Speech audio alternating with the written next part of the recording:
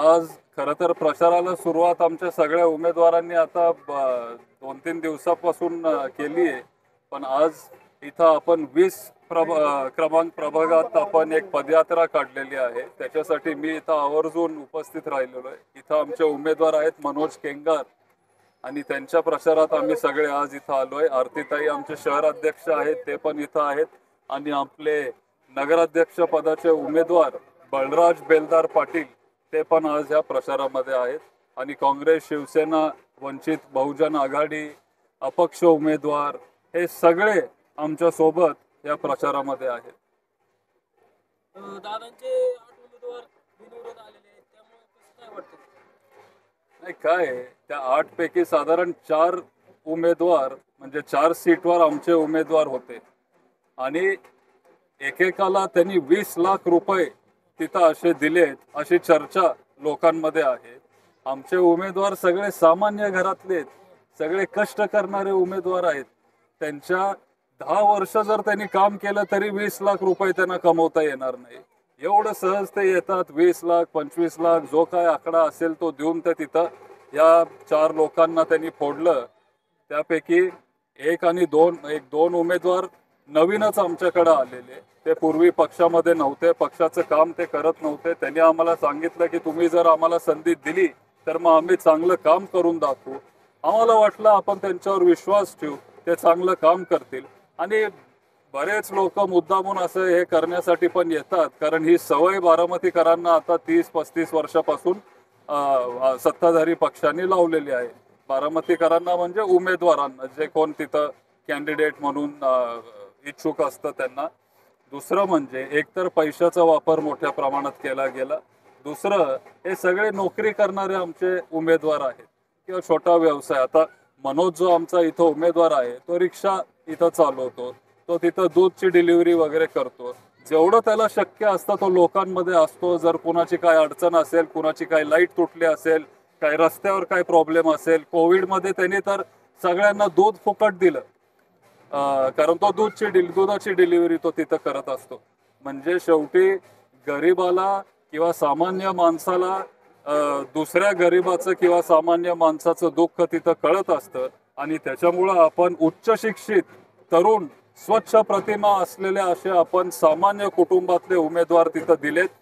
त्यांनी दबाव पण आणला ह्या अशा लोकांवर.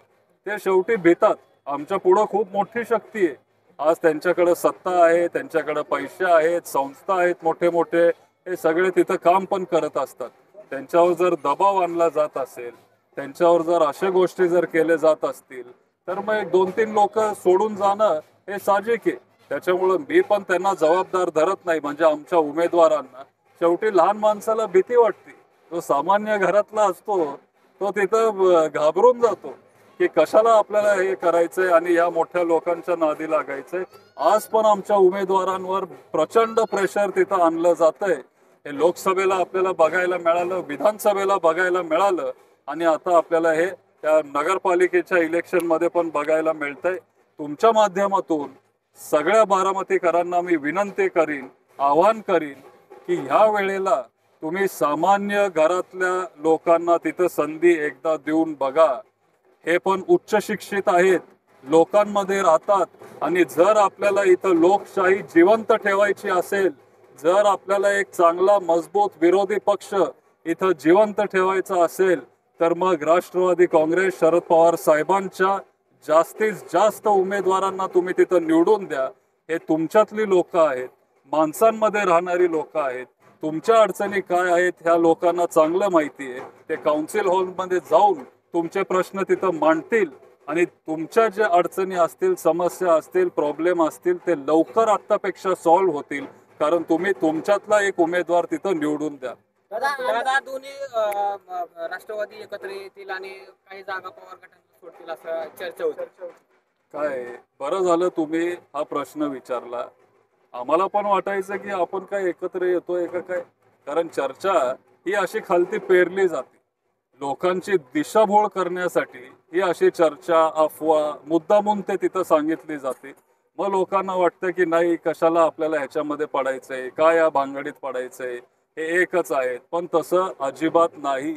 पवार साहेबांचा पक्ष हा मूळ राष्ट्रवादी काँग्रेस पक्ष हा वेगळा आहे आणि पलीकडचा पक्ष आणि बाकीचे सगळे पक्ष हे वेगळे आहेत. एकत्र आपण तिथं येणार नाहीये. आज आमचे कार्यकर्ते थोडे कमी आहेत. जे पलीकडे आहेत त्यांच्याकडे कार्यकर्ते जास्त आहेत आणि जरा मोठे पैसेवाले श्रीमंत कार्यकर्ते आहेत. कॉन्ट्रॅक्टर, ठेकेदार, उद्योजक सगळे पैसेवाले कार्यकर्ते आहेत. ते असा खोटा तिथं प्रचार करतात, मुद्दामून अफवा तिथं पसरवतात, म्हणजे लोकांना वाटेल किंवा लोकांची दिशाभूल होईल आणि ह्या पद्धतीचं राजकारण ते करत आले. त्याच्यामुळं तुमचा मी आभार मानतो की बरं झालं तुम्ही हा प्रश्न मला विचारला आणि हे एकदाच सगळ्यांसमोर आपण क्लिअर करू शकतो. नगरपालिका स्थापन झाल्यापासून पहिल्यांदाच 8 नगरसेवक दिले झाले. परिस्थिती काय यावर्षी? नगरपालिका स्थापन झाल्यापासून पहिल्यांदाच त्यांना हे करावं लागलं. खरं तर ते 10 किंवा 12 नगरसेवकांसाठी प्रयत्न करत होते. 20-20 लाख रुपये, 25 लाख रुपये कशाला म्हणतात? एवढे पैसे तर आमच्या सगळ्या उमेदवारांना मिळून आमच्याकडे नाही आणि हे पैसे ते एका उमेदवाराला देत आहेत. नगरपालिका स्थापन झाल्यापासून त्यांना हे आता असं करावं लागतंय म्हणजे तुम्ही राष्ट्रवादी काँग्रेस शरद पवार साहेबांची ताकद आणि सर्वसामान्य जनतेचं प्रेम हे तुम्ही ओळखून घेतलं पाहिजे. लोकशाहीची पायमल्ली होते असं नाही वाटत का दादा? असं वाटतं ना. त्याच्यामुळे मी तुम्हाला सगळ्यांना सांगतोय की तुम्ही पण आम्हाला साथ द्या. लोकांनी आम्हाला साथ दिली पाहिजे आणि आता पलीकडच्या लोकांनी जे त्यांचे विरोधक होते, मग त्याच्यामध्ये पूर्वी सुनील सस्ते त्यांचे विरोधक होते, आदलं म्हणजे शेवटच्या दिवसापर्यंत ते आमच्याशी बोलत होते, लगेच दुसऱ्या दिवशी ते तिकडे गेले. ठीक आहे, राजकारणामध्ये नवीन नवीन अनुभव ते तिथे येत असतात, पण सगळे जे मूळ त्यांचे जुने विरोधक होते हे सत्ताधारी पक्षांनी आपल्याकडे वळवून घेतले. आपले प्रामाणिक चांगले कार्यकर्ते जे पक्षासाठी 20-20-25 वर्ष काम करतायत त्यांना तिथं डावलण्यात आलं.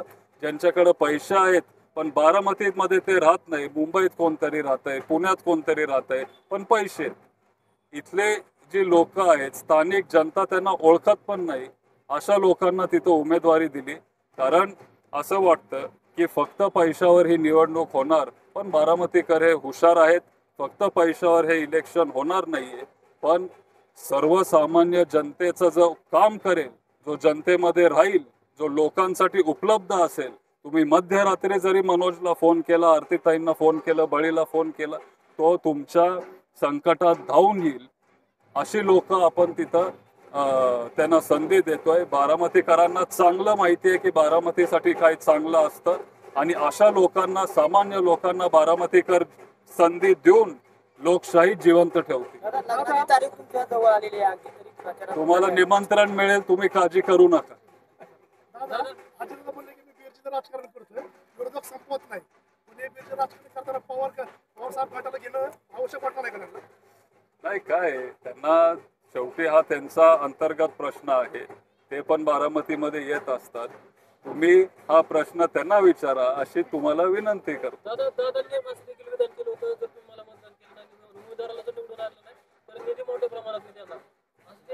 तुमच्या हातात असेल तर निधी द्यायचं माझ्या हातात आहे असं वक्तव्य त्यांनी. हो, पण काय हे खूप चुकीचं वक्तव्य आहे.